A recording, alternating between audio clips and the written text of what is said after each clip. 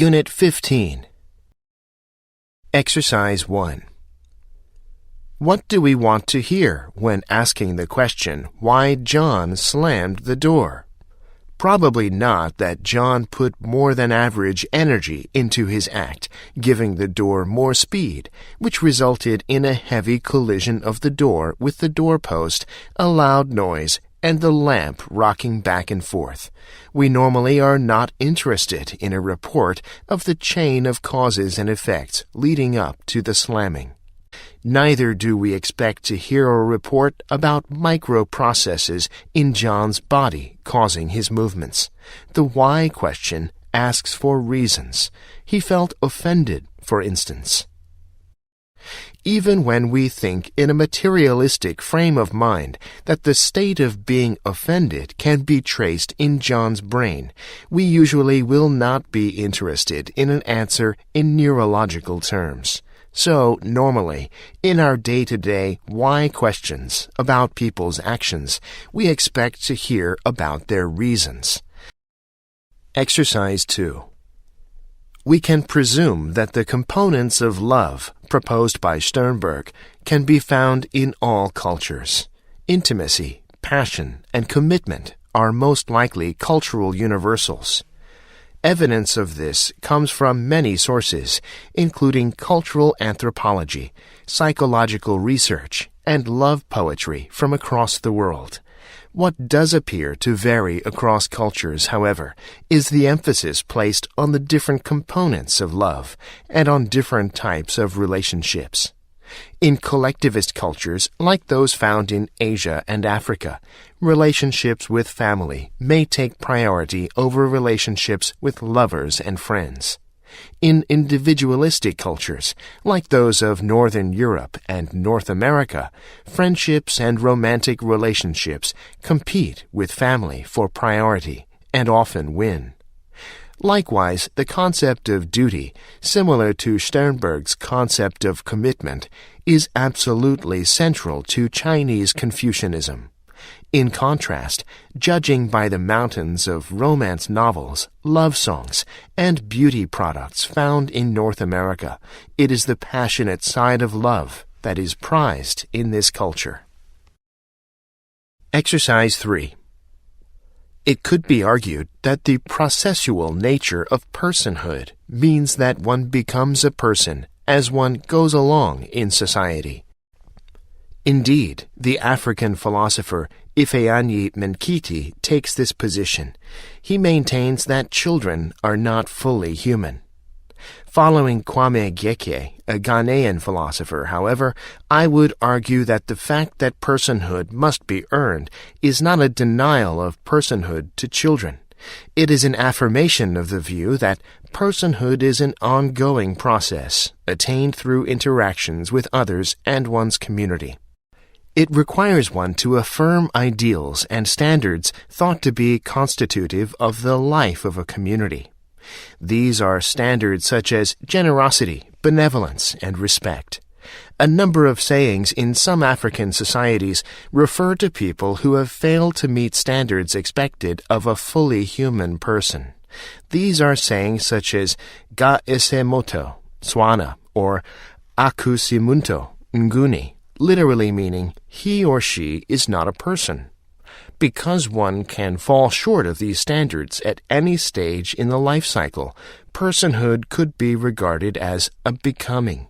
It is an unpredictable, open-ended process during which personhood may be achieved, lost, and regained, depending on a person's circumstances. Exercise 4. Some countries grow cash crops. These are crops that are in high demand and can be grown in large quantities in specific areas of the world. For example, sugar needs a hot, damp climate. Coffee needs a hot climate, rainfall, and higher mountain elevations. Tea needs to grow on hillsides in rainy areas. Bananas grow well in tropical environments. Because there is a worldwide demand for specific items such as these, the farmers in tropical countries grow as much of these commodities as they can. These cash crops are sold all around the world and bring in a lot of money, but there are risks to specializing in just one commodity for trade. If these farmers grow too much of a particular cash crop, that creates more supply than demand, which drops the price of the commodity. If the climate is bad and the cash crop does not grow well one year, that hurts the country selling it because that crop may be the only one the country provides in large enough quantities to make a living from. Exercise 5. Some might have had the impression that early scientists like Newton and Galileo belonged to a small sect that conjured science out of the blue as a result of mystical investigation. This wasn't so. Their work did not take place in a cultural vacuum. It was the product of many ancient traditions. One of these was Greek philosophy, which encouraged the belief that the world could be explained by logic, reasoning, and mathematics. Another was agriculture, from which people learned about order and chaos by observing the cycles and rhythms of nature, interrupted periodically by sudden and unpredictable disasters. And then there were religions, which encouraged belief in a created world order. The founding assumption of science is that the physical universe is neither random nor absurd. It is not just a meaningless jumble of objects and phenomena randomly placed side by side. Rather, there is a coherent scheme of things. This is often expressed by the simple saying that there is order in nature. But scientists have gone beyond this vague notion to formulate a system of well-defined laws. Exercise 6. In English, many spelling errors could be avoided if we systematically transcribed each sound with a fixed letter. For instance, if we were to avoid writing the sound f with both the letter F and with PH, life would be much simpler. There is little doubt that we could easily get rid of this and many other useless redundancies whose acquisition eats up many years of childhood. In fact, this is the timid direction that American spelling reform took when it simplified the irregular British spellings of behavior or analyze into behavior and analyze. Many more steps could have been taken along the same lines. As expert readers, we cease to be aware of the absurdity of our spelling.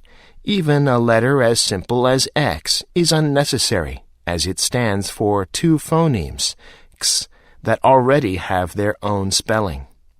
In Turkey, one takes a taxi. That country, which in the space of 1 year adopted the Roman alphabet, drastically simplified its spelling and taught 3 million people how to read, sets a beautiful example of the feasibility of spelling reform.